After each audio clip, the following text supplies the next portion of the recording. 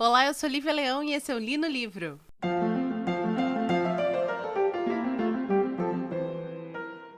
Pois bem, o livro de hoje é um livro de um autor que já é conhecido aqui pelo podcast, é um autor que eu particularmente gosto muito.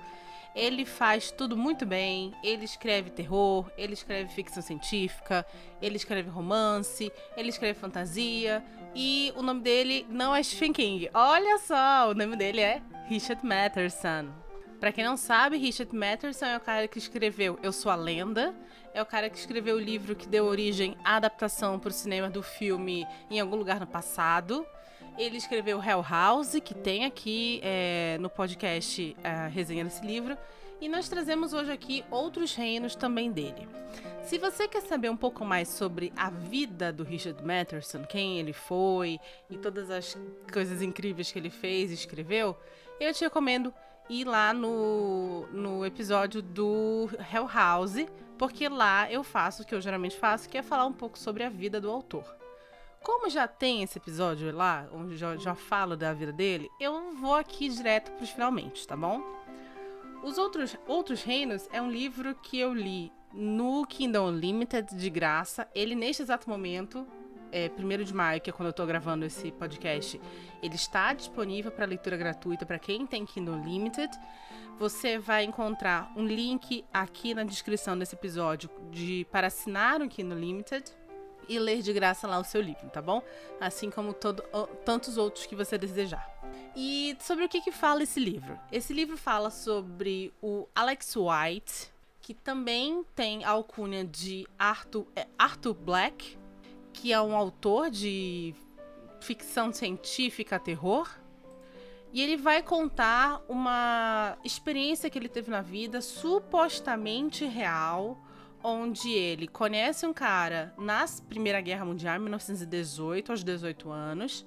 Ele se torna um grande amigo desse cara e quando esse cara falece durante um ataque nas trincheiras onde eles estavam, ele decide então ir até a cidade natal desse cara, que fica no norte da Inglaterra, e lá ele experimenta o contato com seres fantásticos, bruxas e fadas e etc. O que eu gostaria de realmente falar sobre esse livro é que de todos os livros que eu li do Richard Matheson, esse é o mais fraco, tá bom? Isso significa que ele é ruim? Não, ele é um livro meh. Hoje, quando eu terminei de ler, o meu marido virou pra mim e falou assim: e aí, como é que ele é? Eu falei: aquele livro tanto faz, né? Não acho que tomou 4 horas da minha vida, mas também não acho que acrescentou nada pra minha vida. É um livro é um livro muito rápido de se ler. Ele tem 300 e poucas páginas. Deixa eu ver exatamente quantas páginas ele tem. Olha, supostamente são 395 páginas, mas eu li assim, gente, em 4 horas. Foi muito rápida a minha leitura desse livro. Porque não é um livro que vai desafiar em sua narrativa o leitor. É um livro que ele tem uma narrativa bem linear, ele é dividido em 3 fases, né? Quando ele tá na infância dele, Primeira Guerra, depois, logo que ele chega nessa cidadezinha, e depois lá um contato que a gente vai conversar melhor na parte com spoiler, mas não é um livro que te acrescenta muito. O que eu acho extremamente interessante desse livro? Que eu acho interessante na escrita do Richard Matheson. É um livro em que, primeiro, ele é contado em primeira pessoa. Logo, sabemos que a narradora em primeira pessoa é o narrador não confiável. Segundo, o narrador ele tem um alter ego, que é um autor de fantasia, ficção científica e terror. E ele constantemente evoca esse alter ego escritor dele. Tanto que em vários momentos do livro, ele dá alguma frase, ele fala assim: nossa, Arthur Black estaria orgulhoso de mim por usar esse tipo de construção. Então, tudo que ele conta ali, por já ser algo fantástico e por ter ainda mais esse tipo de dubiedade, é algo muito... Pro leitor, pra mim como leitora, eu fiquei todo o tempo pensando, gente, esse cara tá mentindo, isso nunca aconteceu. E eu acho isso muito legal dentro do livro. É o suficiente para eu falar que é um grande livro? Não. Eu acho que é mais... E é engraçado que muita gente fala isso no Goodreads, que eu fui colocar lá, que eu tinha lido. É um livro que, para a produção anterior do Richard Matheson é um livro bem meh, tá? É um livro que acho que o Richard Matheson fez um pouco antes de morrer, ele fez em 2011. Essa edição, que por mais que tenha sido um Kindle Unlimited, foi editado por uma editora, é da editora Bertrand e é de 2014, tá? Mas foi essa edição que eu li. Mas a edição original nos Estados Unidos foi lançada em 2011. Exatamente. O Richard Matheson, acabei de checar aqui, ele morre em 2013, 2 anos depois de lançar esse livro. Então, um dos últimos livros da carreira dele. Eu fico um pouco ressabiada, porque além dele ser um livro em que, mais uma vez, a grande parte da narrativa se passa em 1918, é um livro que quem tá contando tem 82 anos, logo ele supostamente tá contando a história da vida dele em 1982. Então, sei lá, eu acho, a gente sabe que a década de 80 foi a grande década junto com o finalzinho da década de 70, começo da década de 80, foi a grande década do Richard Matheson, onde ele produz coisas incríveis, especialmente Eu Sou a Lenda. Então eu não sei, assim, muito por alto, especulando muito, que talvez seja uma pequena homenagem, uma pequena tentativa de recuperar sua era de ouro do próprio autor. Isso é totalmente especulativo, isso é totalmente vindo de mim, tá? Mas enfim, para quem eu vou indicar este livro? Eu indico esse livro para quem gosta de jogar RPG e gosta de mais cenas de sexo, porque esse livro tem umas cenas de sexo totalmente desconexas com a linguagem do livro. O personagem principal é um saco, eu acho ele um menino bem chatinho. Aí todos os seres mágicos ficam apaixonados por ele. A fada é apaixonada por ele. A bruxa quer dar pra ele todo o tempo. Assim, sabe? Mais uma vez, é uma narrativa que tem uma história com começo, meio e fim. Uma história até que bem rica em detalhes e reviravoltas. Mas nada que realmente vá tornar essa leitura enriquecedora. Existe no começo do livro, quando ele conta a história da vida dele, de por que ele se alistou, porque ele tinha um pai que era da Marinha Americana e ele era um pai muito escroto, super abusivo, então ele vai fugindo do pai. Ele ainda faz, durante o resto da narrativa, evocações desse personagem do pai e como esse relacionamento doente que ele teve com o pai influencia algumas atitudes e decisões dele, mas isso é esquecido no meio do livro. Então, também não acrescenta nada. É isso, gente. É um livro ruim? Não, é um livro esquecível. É um livro que daqui a 2 semanas eu nem vou lembrar. Aliás, é aquele típico livro que se eu tivesse ele aqui que acontece muito, por sinal, tá? Em versão física, daqui a 2 anos eu ia fazer uma limpa na minha estante e ia falar assim, ué, que livro é esse? Não lembro de ter lido, entendeu? É isso. Ainda assim, é Richard Matheson, então, a narrativa é muito boa, é um livro bem escrito, mas é isso.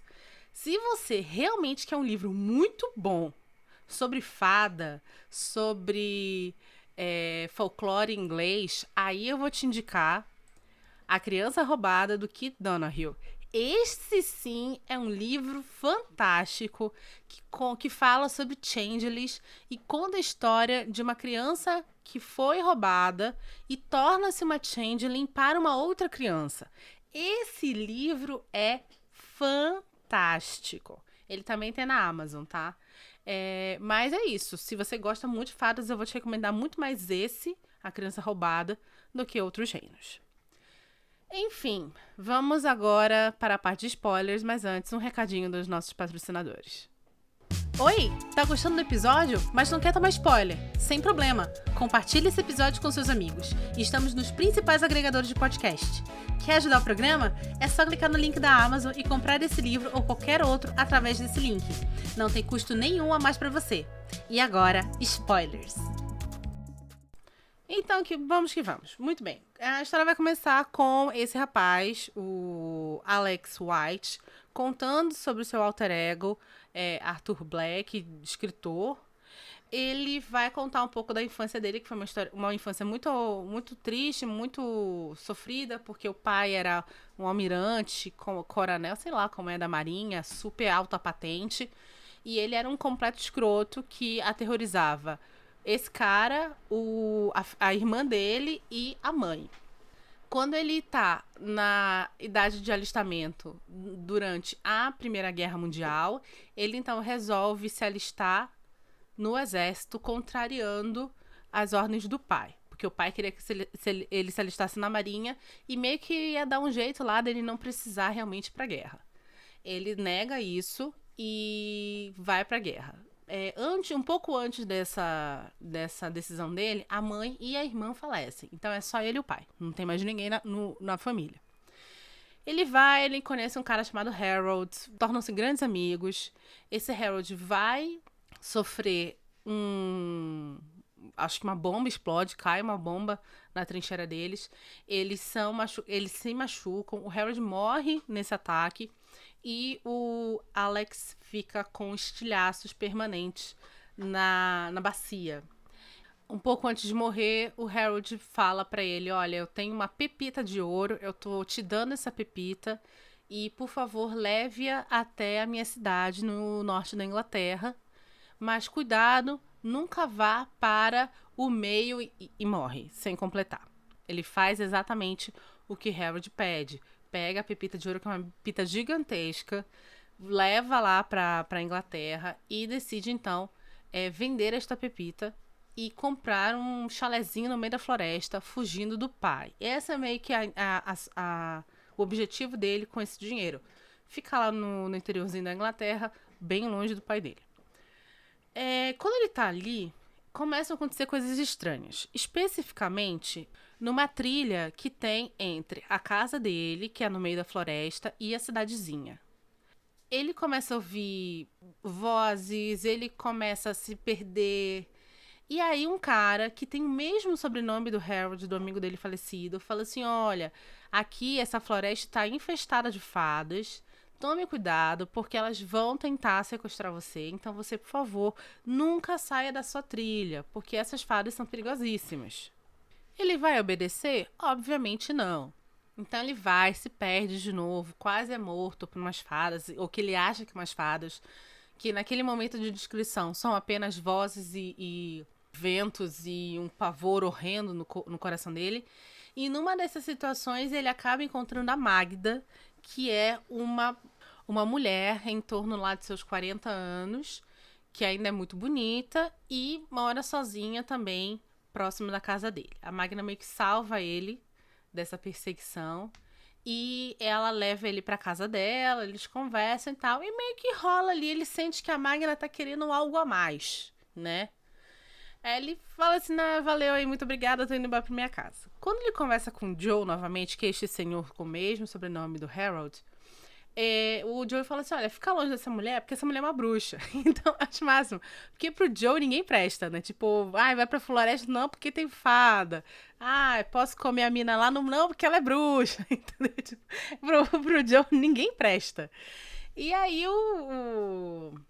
o Alex, não acreditando nisso, né? E fala assim, tá bom, valeu. Mas claro que ele volta a encontrar com a Magda. E eles meio que realmente começam a ter um caso. No começo, esse relacionamento deles é muito estranho. Porque a Magda meio que cuida dele de uma maneira maternal.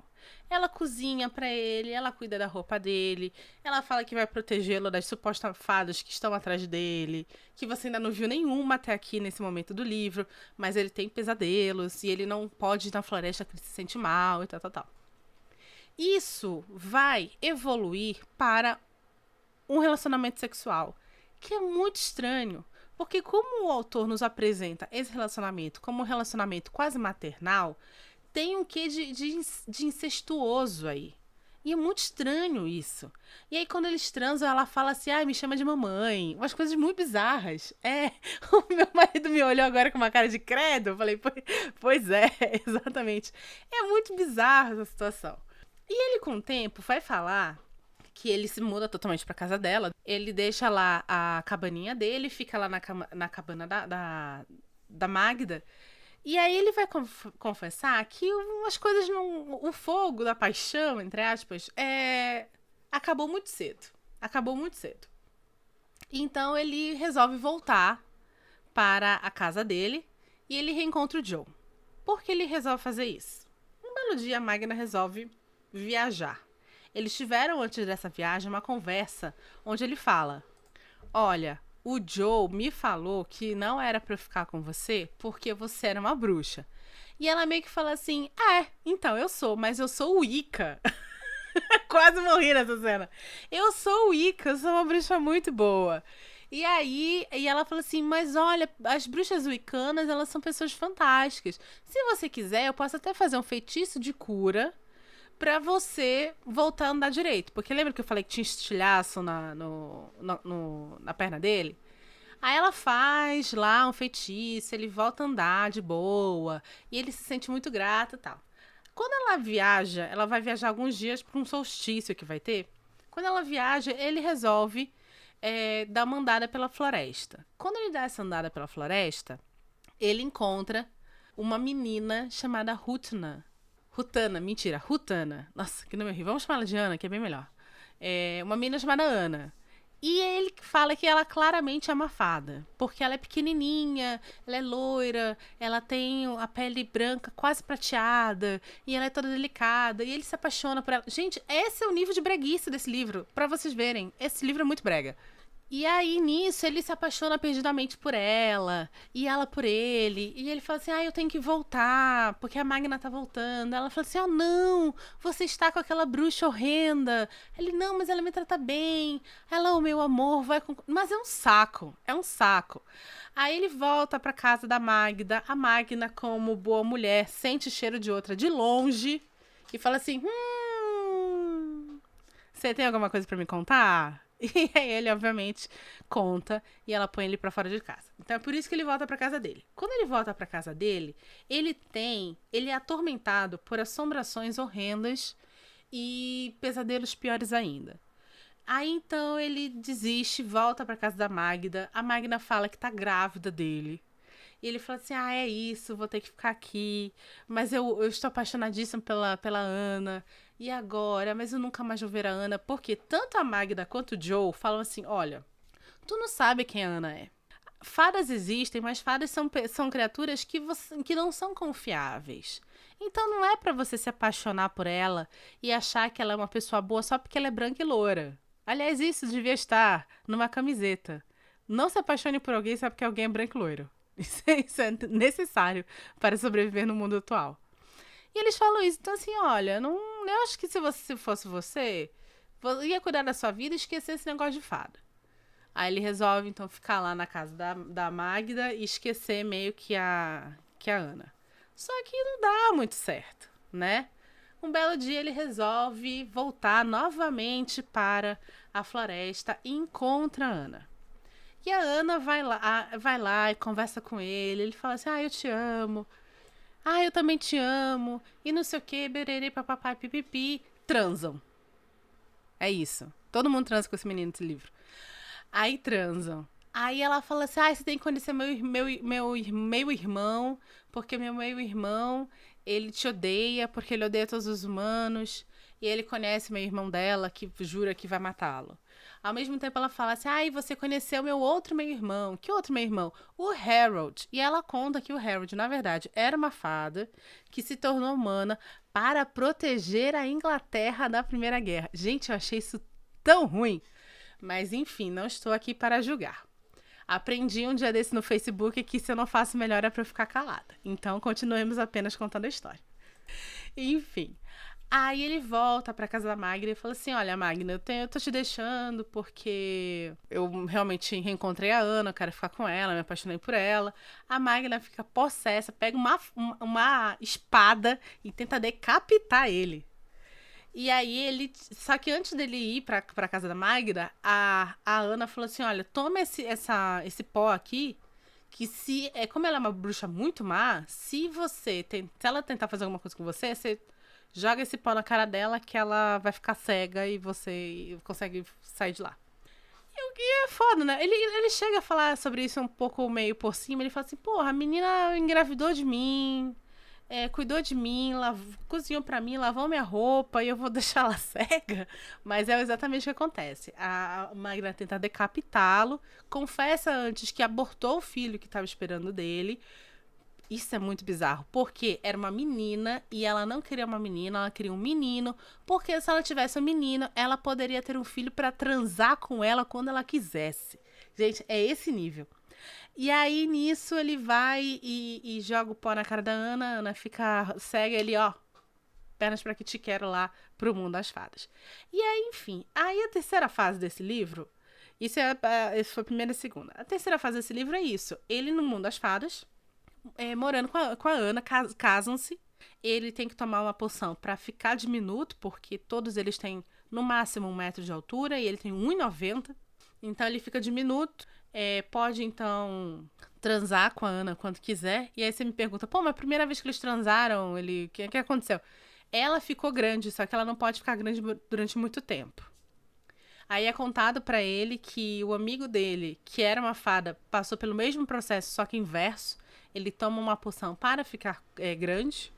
E a vida deles idílica e de amor perfeito dentro do mundo das fadas, com a exceção do irmão dela, lá do meio irmão dela, que tenta matá-lo durante vários momentos. E aí primeiro se transforma num basilisco, e depois se junta com a Magda, que virou um grifo, e depois, sei lá o que, se torna um monstro do lago e tenta puxá-lo. Enfim, são várias tentativas de assassinato, mas fora isso tá tudo incrível. Tirando as tentativas de assassinato, a vida tá maravilhosa. E numa dessas tentativas de assassinato, ele quase mata a irmã dele, né? O meio-irmão da Ana quase mata a Ana, que está grávida. Então, por causa disso, ele é punido e preso. Quando a criança nasce, ele ganha um indulto e pode ir ver o batizado, sei lá, a festa de nascimento da criança. E aí ele ganha o indulto e aparece lá. E aí todo mundo acha que esse meio-irmão da Ana meio que resolveu fazer as pazes com o Alex, porque, né, ficou preso um tempo, percebeu que fez merda e tal. Quando ele se aproxima do Alex e estende a mão, o Alex fica todo feliz e estende a mão também. Ele agarra a mão do Alex, pega o mesmo pó que ele jogou na cara da Magda e taca na cara do Alex, deixando o Alex, então, cego. Daí pra frente, é só o Alex recuperando a visão. Ele passa meses, acho que 1 ano pra recuperar a visão, porque os poderes das fadas ajudam ele a fazer isso. Elas conseguem até retirar o olho dele pra lavar num unguento lá e tal. E ele volta a enxergar. Quando ele volta a enxergar, a primeira coisa que a Ana fala é: eu te amo, mas você vai ter que ir embora. Então é revelado que no período em que ele tava cego, não se sabe se pelas quantidades de magia de regeneração que fizeram nele e tal, ele voltou a crescer. E ele não tem como passar novamente pelo processo de encolhimento. Então ele precisa ir embora. Ele então vai embora, volta para os Estados Unidos, só que dessa vez ele resolve não procurar o pai, ele resolve ir para Nova York, uma coisa assim. E ele resolve escrever um livro chamado Meia-Noite, baseado na vida dele lá com as fadas. Esse livro vira um grande sucesso e o editor dele pede para ele escrever outros livros, só que aumentando ou dando ênfase à parte mais dark, mais violenta. E então ele desenvolve uma série chamada Meia-Noite, que é uma série de terror fantástico, uma coisa assim. E aí ele assume o nome de Arthur Black para escrever essa série. Um belo dia, ele andando por Nova York, ele passa na frente de um antiquário e vê uma estátua do pai fada da Ana, né? Porque ele convive lá com a família da Ana e tal, e o pai dela gosta muito dele e tal. Ele compra essa estátua e tenta entrar em contato através de um feitiço de clarividência com ele através dessa estátua. Ele responde, ele consegue comunicar e ele pergunta como é que tá todo mundo. Aí ele fala assim, olha, o meu irmão da Ana morreu, ele foi tentar atacar um caçador, tomou a forma de um lobo, foi tentar matar esse caçador e ele foi assassinado por esse caçador. A Ana, quando você foi embora, faleceu de coração partido, mas a tua filha tá bem. E meio que assim que acaba o livro. Ele fala que nunca mais conseguiu casar, porque o grande amor da vida dele era a Ana. E é isso. Tá feliz que a filha dele tá bem cuidada e é isso. Não tem muito pra onde correr. Então assim, gente, é o que eu falei. É um livro porque é um livro que por mais que tenha muitas coisas acontecendo e seja dividido em 3 partes ali, que cada parte é dedicada a uma situação, Por mais que seja um livro bem escrito, é um livro que a história não vai pra canto nenhum. É uma história que tem um tom quase infantil, porém tem muita cena de sexo. Então, assim, você não sabe, me parece isso, assim. É um conto infantil, um fairy tale infantil com cena de sexo. Então eu não posso dar pra uma criança ler, ao mesmo tempo que eu, como adulta, achei chato. Então é isso.